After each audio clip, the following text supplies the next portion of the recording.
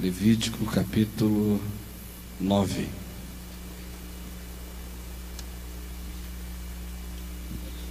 E nós vamos manter a Bíblia aberta nesses capítulos 9 e 10. Mas eu quero ler especificamente 3 versículos do capítulo 10, os 3 primeiros versículos, que dizem assim: Nadab e Abiú, filhos de Arão, tomaram cada um o seu incensário e puseram neles fogo, e sobre este incenso, e trouxeram fogo estranho perante a face do Senhor, o que não lhes ordenara. Então saiu fogo de diante do Senhor e os consumiu, e morreram perante o Senhor. E falou Moisés e Arão: isto é o que o Senhor disse: mostrarei. E falou Moisés a Arão: isto é o que o Senhor disse: mostrarei a minha santidade naqueles que se chegarem a mim, serei glorificado diante de todo o povo. Porém Arão se calou. Senhor Jesus, nós estamos juntos aqui nesta manhã, e nós queremos tudo que vem de Ti, e queremos dar a Ti tudo que Tu nos dás para darmos a Ti, e pedimos que Tu nos livres de pensar que existe alguma coisa em nós que possa ser dada a Ti e que não tenha sido lavada pela Tua graça. Queremos pedir hoje de manhã que Tu abras a nossa mente e coração, Tu nos deis percepção espiritual, e que Tu perdoes, Senhor, os nossos pecados, os meus pecados, os pecados do Teu povo.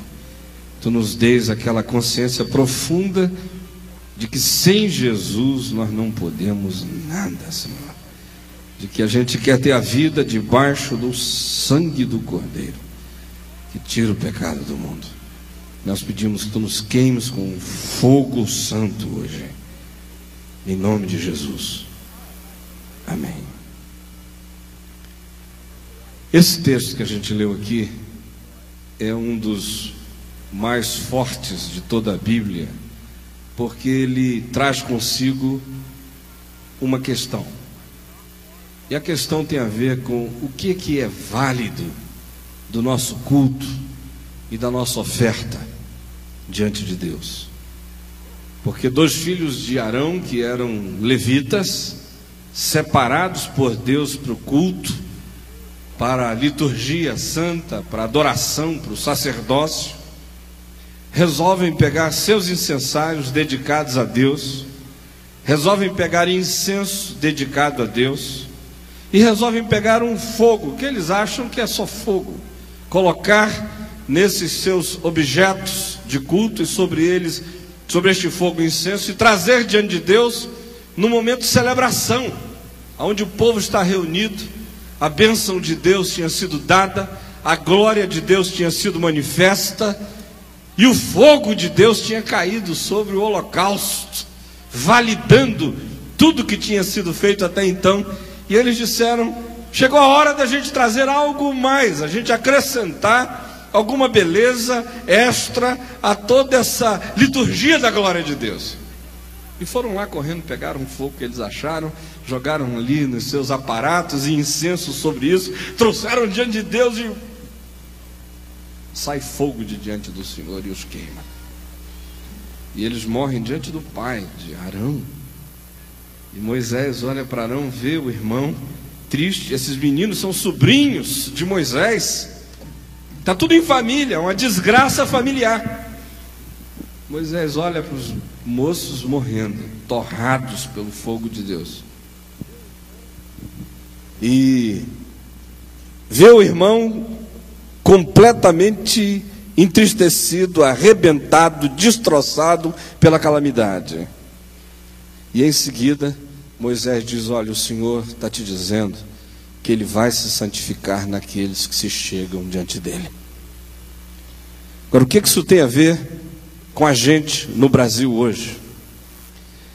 Eu pessoalmente penso que nós estamos vivendo um momento crítico na igreja evangélica no Brasil. É um momento no qual a gente está esquecendo do que torna a nossa presença diante de Deus relevante. É o momento no qual a gente está esquecendo o que torna nossa espiritualidade aceitável diante de Deus. É um momento onde a gente vem esquecendo sistematicamente o que é válido diante de Deus e o que não é válido diante de Deus. Porque parece que o que nos tomou a mente é a ideia de que qualquer coisa que a gente traga em nome de Deus, para Deus, Deus é obrigado a aceitar. E o que a palavra de Deus diz é que isso não acontece desse modo. Os filhos de Arão não estavam trazendo diante de Deus alguma coisa que fosse completamente estranha à religiosidade de Israel. Ao contrário, havia alguns aparatos que eram comuns ali, eles estavam usando coisas que eles usavam em outras ocasiões, mas eles trazem para Deus algo que Deus não deu a eles para ser trazido a Deus, e aí o juízo de Deus cai sobre a vida deles.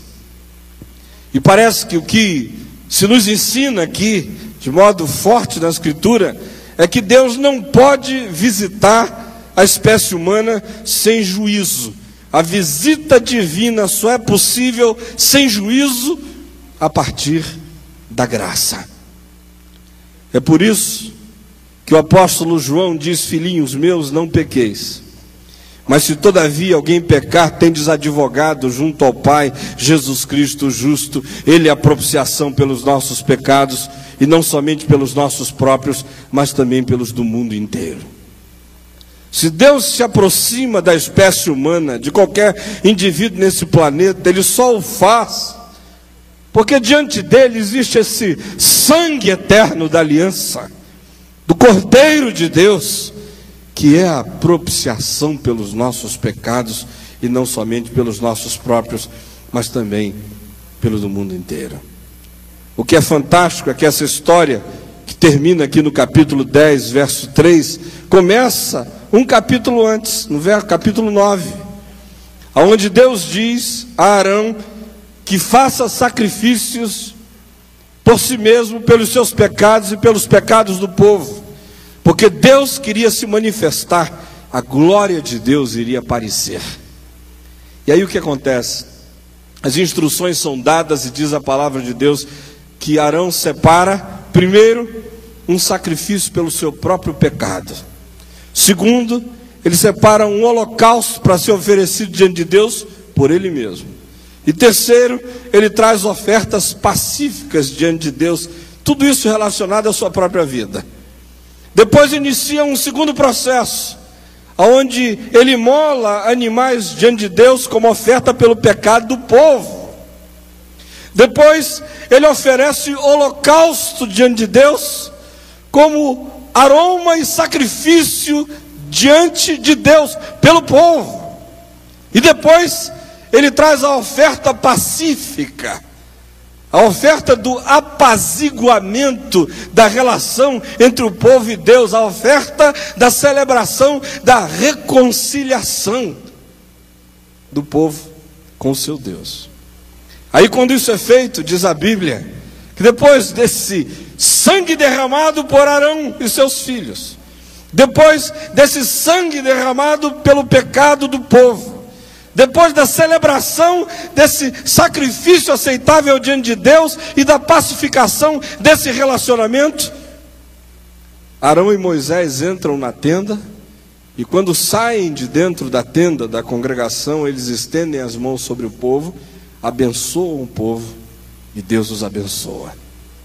E aí, a glória do Senhor aparece a todo o povo. E eles veem a glória de Deus. E é só depois que a glória de Deus se manifesta, é que vem fogo da parte do Senhor e queima o holocausto. A história podia ter terminado aí. Seria uma história de graça e glória.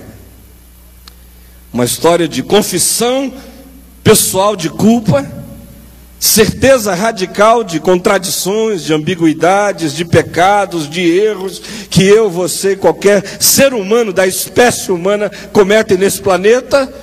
Certeza de que nenhum de nós pode se apresentar diante de Deus sem ter sido justificado. Certeza de que aquilo que nos justifica diante de Deus não vem de nós para Deus, mas vem de Deus para nós. Certeza de que a nossa culpa precisa ser remida, e a gente precisa ter a vida debaixo do sangue do Cordeiro. E a certeza de que a bênção de Deus que nos abençoa não é resultado daquilo que nós somos para Deus, mas é resultado daquilo que Deus é para nós. Não é por aquilo que eu sou diante de Deus que essa bênção vem a mim, mas é pela minha consciência de que eu sei quem Deus é para mim, e de que só posso estar em pé diante dEle. A minha presença só será presença na presença dEle se eu estiver debaixo deste sangue da propiciação, dessa graça que vem dEle, que me cobre, me perdoa, me justifica, me acolhe, me inclui, me abraça. E é por causa disto, e só disto, que a bênção pode vir sobre mim. E a glória de Deus pode se manifestar diante de mim. E o fogo de Deus pode cair sobre mim, não como juízo, mas cair como validação da presença da glória divina na minha existência e na sua também. A história podia ter terminado aí, teria sido uma história fantástica. Só que ela não termina aí. Tem dois rapazes que dizem: agora é a nossa hora de pegar carona. Agora é a nossa hora de inventar uma espiritualidade para fora da graça. Agora é a hora da gente desenvolver um espetáculo espiritual sem sangue, sem esse rito da graça. Agora é a hora da religião do homem. Agora é a hora da liturgia do homem. Agora é a hora das mecânicas humanas. Agora é a hora da gente fazer algo novo que deu na cabeça da gente. Agora é a hora de não abrir mais a palavra e de não ver mais o que a palavra diz. Agora é a hora do nosso impulso, da nossa intuição, da nossa revelação pessoal. Agora é a hora dos nossos desejos se materializarem. Agora é a hora da gente, da nossa liberdade total diante de Deus e para Deus. E eles vão lá, pegam seus incensários, pegam fogo de algum lugar, jogam incenso nele e trazem para Deus, e Deus os fulmina.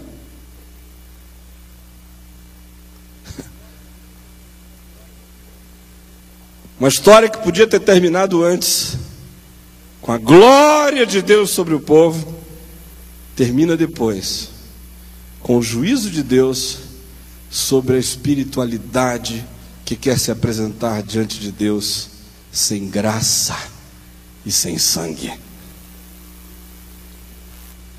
O que me angustia hoje muito é ver que a espiritualidade de Nadab e Abiú estão tomando espaço no nosso meio.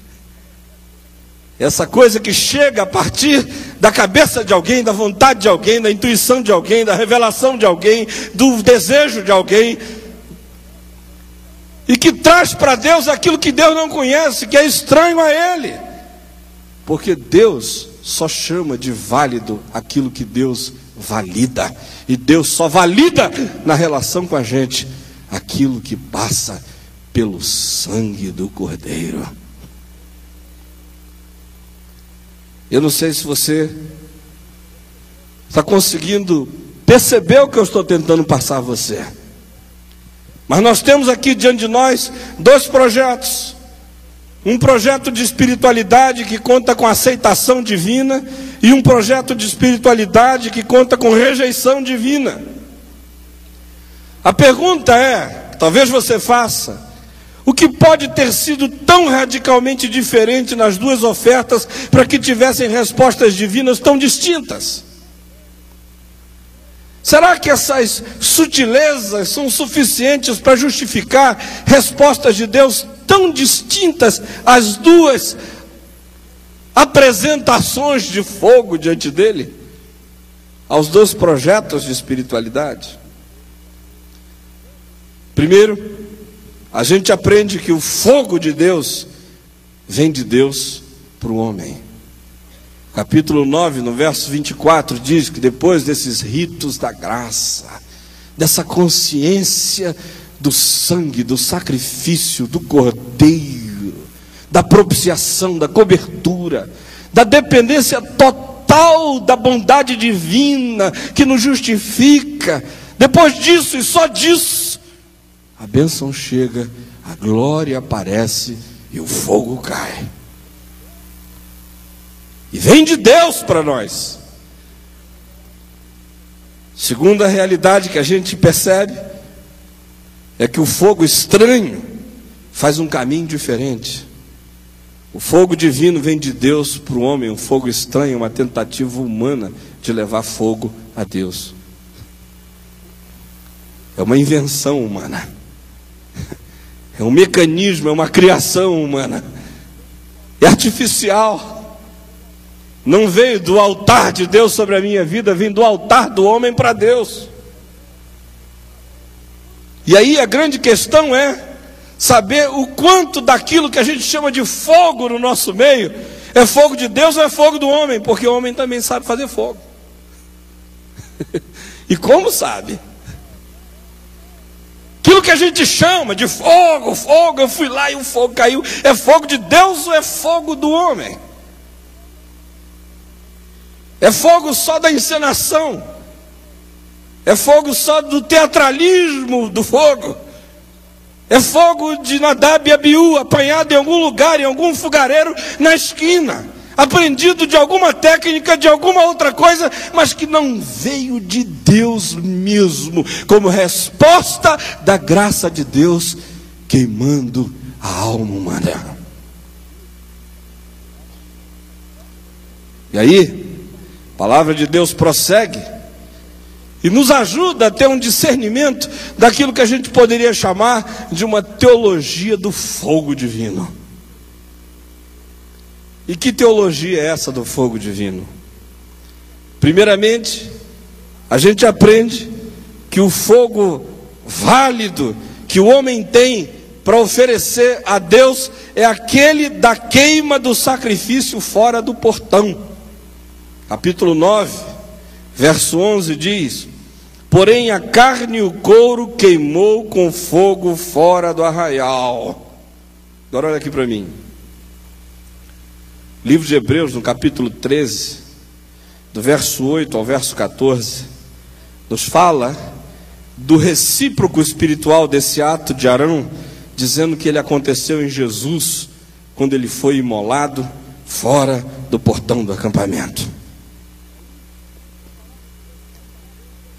E aí, o que a palavra de Deus está me dizendo é que o único fogo que tem validade diante de Deus, que eu posso trazer a Deus, é aquele que Jesus, que tomou o meu lugar, trouxe diante de Deus quando foi como sacrifício feito fora do portão. Isso aí anula radicalmente na nossa cabeça essa ideia de que eu tenho algum fogo para produzir em algum lugar para trazer diante de Deus, porque o único fogo humano acendido pelo homem que pode ter algum valor é aquele que Jesus acendeu quando se ofereceu como oferta radical, como realização e concretização prática dessa oferta de Arão queimada fora do arraial. E aí, eu olho para mim mesmo e tomo consciência de que não há absolutamente nada que eu tenha ou possa fazer para gerar essa satisfação radical e essencial a Deus, a não ser tomar consciência profunda daquilo que Jesus já fez por mim, quando foi queimado espiritualmente diante de Deus, fora do arraial. Aliás, o texto de Hebreus no capítulo 13, vamos desligar o celular. O texto de Hebreus no capítulo 13 nos dá conta de que qualquer um que tente inverter essa ordem não vai ser jamais aceito diante de Deus. Ninguém. Nós temos um altar diante de Deus do qual não são dignos de participar aqueles que querem escolher o caminho de uma espiritualidade que não é essa do cordeiro imolado fora do portão. Se o caminho não for esse, não há caminho possível. Segunda realidade que a palavra de Deus ensina sobre esse fogo divino é que o fogo de Deus para o homem só chega como validação quando a gente passa pelos ritos da graça. Veja só o que começa no capítulo 9 e vai adiante. Gente, quanto sangue derramado. Deus diz a Arão: olha, não vai só com a tua vara e com a tua veste sacerdotal, porque com ela tu impressionas o povo, mas não a mim. Derrama sangue, sangue pelos teus pecados, holocausto como culto diante de Deus, oferta pacífica para celebrar o vínculo, a reconciliação, depois pelo povo. E aí, depois que tu chegares com essa consciência total da necessidade indispensável do cordeiro sobre a tua vida, a bênção vai cair sobre ti, a glória de Deus vai aparecer e o fogo vai queimar no altar. Qual foi a última vez que você ouviu uma mensagem sobre a cruz de Jesus? Está raro ouvir falar da cruz de Jesus no meio evangélico. A gente fala de confissão positiva, a gente fala do poder das nossas declarações, a gente fala do poder dos nossos pensamentos, a gente fala da força da fé, a gente fala do poder empreendedor de visões que a gente tem, a gente fala de prosperidade. Eu estou magoando algumas pessoas aqui, mas eu não cheguei nesses 23 anos até aqui porque eu vim agradando todo mundo nesses 23 anos. Agora, aonde é que está a cruz? O que fizeram da cruz?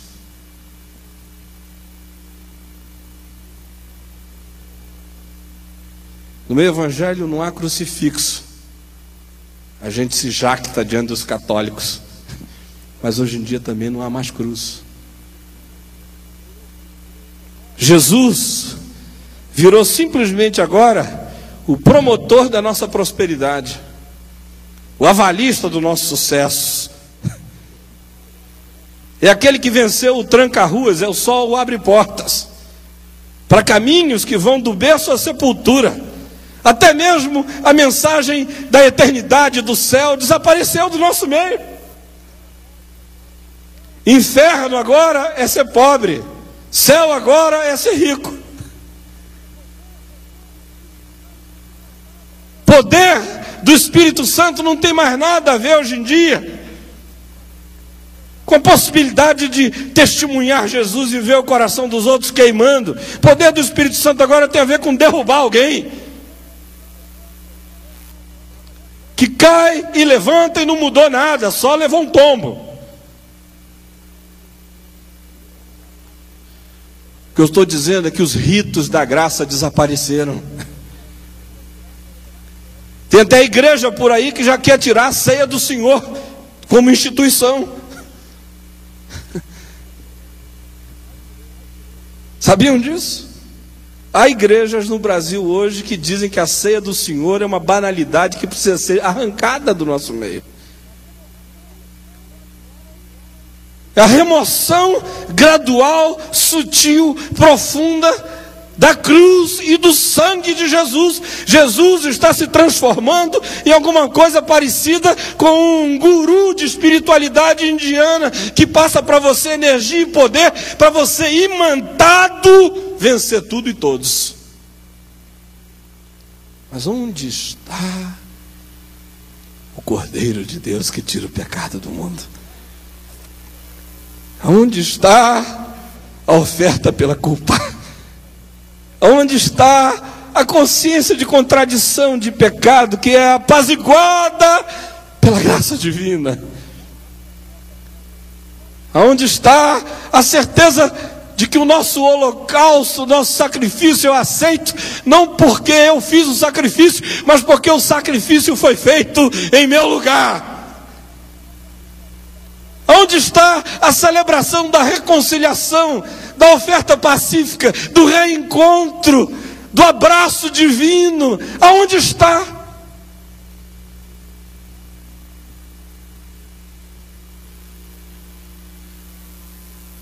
E sem derramamento de sangue, não há remissão de pecados. Meu medo, pessoalmente, é que Nadab e Abiú estejam se transformando nos pastores do Brasil. Viajando para aprender como é que acende fogo. Eu às vezes encontro com pessoas, digo, onde é que você está indo? Eu estou indo num lugar tal, porque lá tem um fogo acontecendo, eu vou lá ver como é que é. Aí você encontra na volta, ele aprendeu as técnicas de marketing de como é que acende fogo. Não tem mais nada a ver com entrar no teu quarto, fechar a tua porta, ficar diante de Deus, celebrar a graça, o encontro, o perdão, a salvação, o amor divino, a centralidade de Jesus. Gente, a gente não pode esquecer que o Pentecoste só vem depois do Calvário.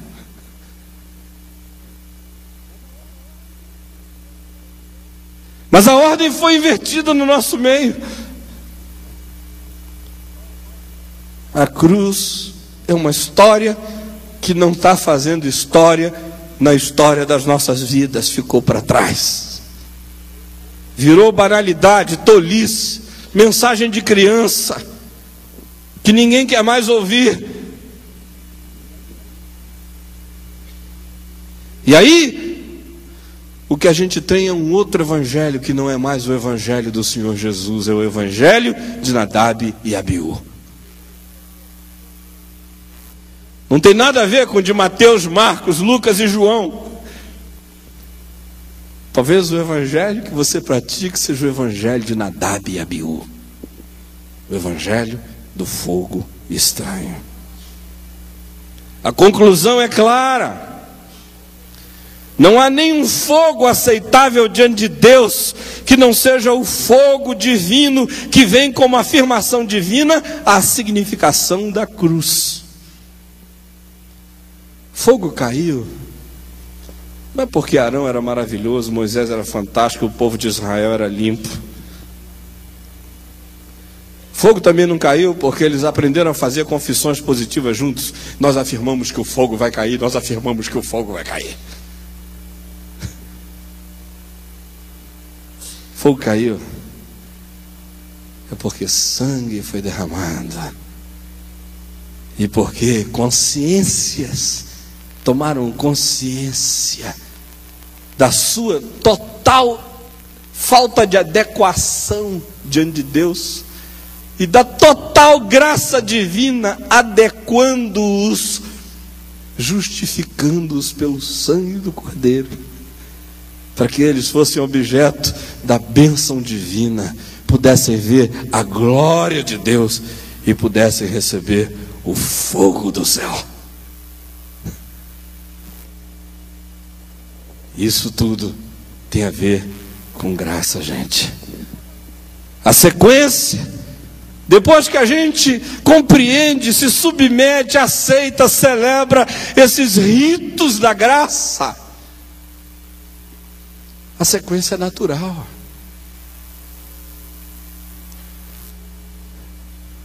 Depois da cruz vem o Pentecostes sempre.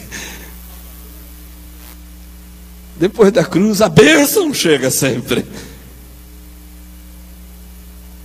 Depois da cruz a glória de Deus se manifesta sempre. A ressurreição abre tumbas e a glória de Deus é vista.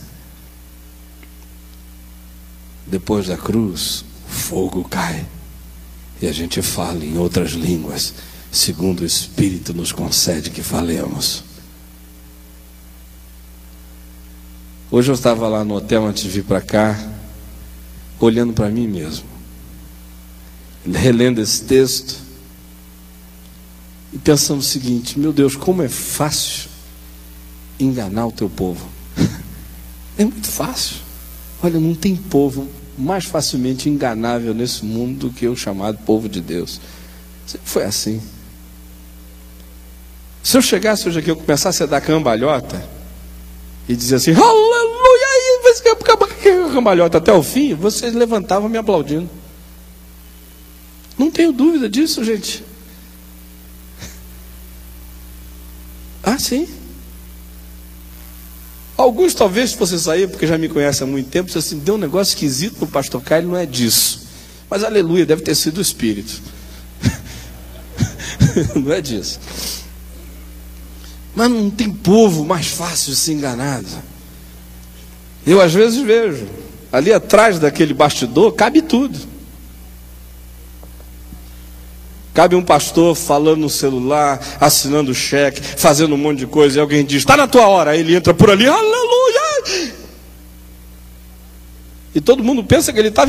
Mas a palavra de Deus está me dizendo que eu preciso abrir meu olho, porque nem todo fogo é fogo que Deus diz queima aquilo que precisa ser queimado na nossa vida. Tem muito espetáculo de pirotecnia no nosso meio, mas que não tem nada a ver com o fogo de Deus. É bombinha que a gente comprou em algum lugar e faz o show da glória divina, mas não foi Deus que apareceu, foi só eu que encenei a divindade vestida de sagrado. Meu irmão, hoje de manhã eu queria deixar essa palavra de Deus contigo. Eu tenho certeza que ela é palavra de Deus. E disso eu não tenho a menor dúvida. Eu tenho mais certeza de que essa palavra que eu estou te falando é palavra de Deus do que eu sou homem de Deus. Porque ainda que eu não fosse homem de Deus, eu saberia, entretanto, que essa palavra ali é palavra de Deus. Essa é a palavra de Deus. O que você vai fazer com ela é responsabilidade sua. Hoje à noite eu vou continuar. Vou falar um pouco sobre as duas estruturas, os dois projetos, fogo divino e fogo estranho. Como é que a gente discerne um do outro? Para a gente não cair na ilusão de que Deus se impressiona com os nossos espetáculos de pirotecnia. Deus não é um Deus impressionável.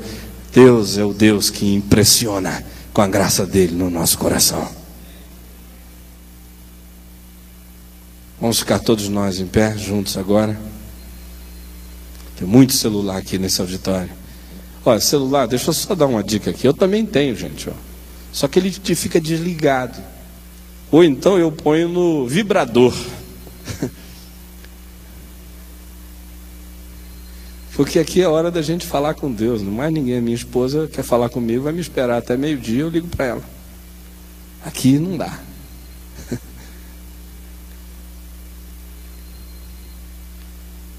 Quanto ruído no nosso meio, não é? É com tanto ruído a gente não ouve aquilo que a gente tem que ouvir, que é a voz de Deus.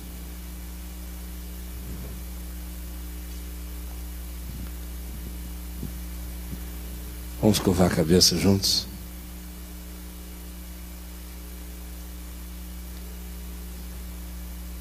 Doeu, mas faz bem.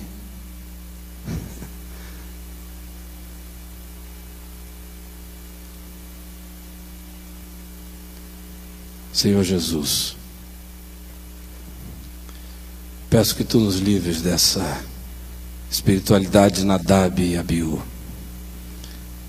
que quase impregnaram o coração de Tiago e João, quando disseram: tu queres que nós façamos descer fogo do céu para os consumir? Não deixa, Senhor, que a gente ache que tem controle sobre o fogo de Deus. Livra-nos de pegarmos essa carona para a morte.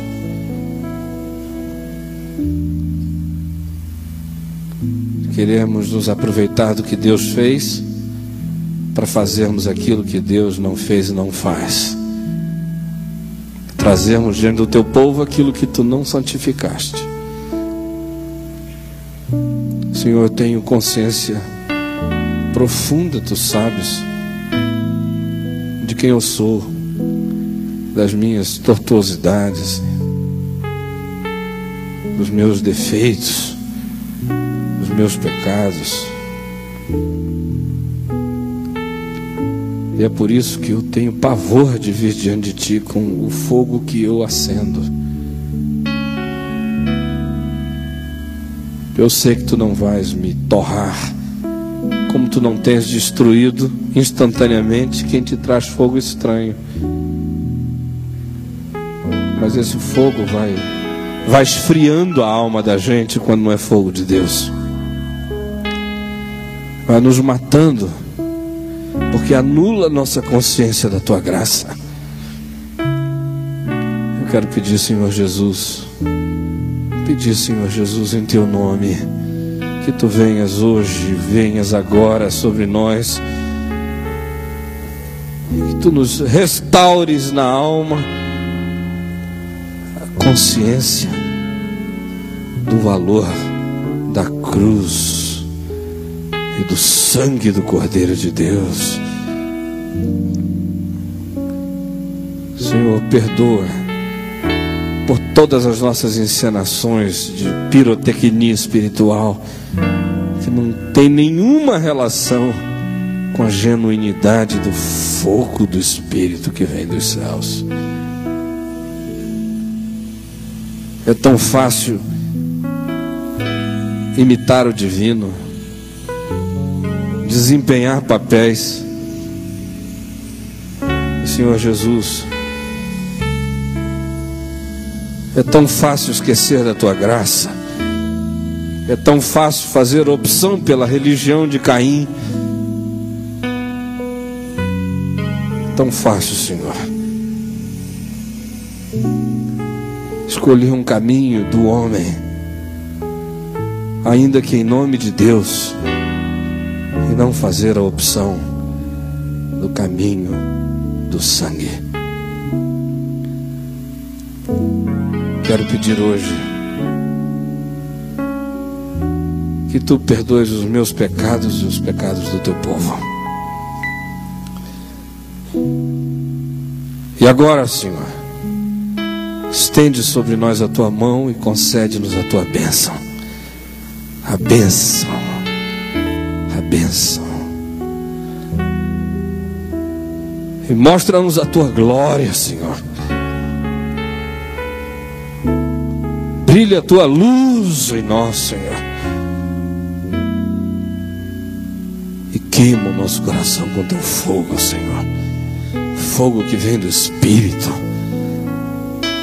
que não é produção nossa, que não foi aceso por alguma emulação psicológica, mas que começou a arder de dentro para fora, Senhor.